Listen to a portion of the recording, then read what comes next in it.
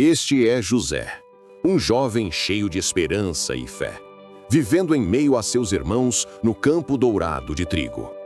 Mas seus próprios irmãos o traíram, vendendo-o como escravo. Mesmo assim, José não perdeu sua confiança em Deus. No Egito, José trabalhou com dedicação e sabedoria, ganhando respeito e confiança entre os que o cercavam. Ele organizou o armazenamento e a distribuição dos grãos, planejando com cuidado para salvar muitas vidas durante a fome. E quando José reencontrou seus irmãos mais velhos, aqueles que um dia o magoaram, ele escolheu o perdão e o amor, mostrando que a fé sempre triunfa. Mesmo quando tudo parece perdido, Deus cuida de quem é fiel.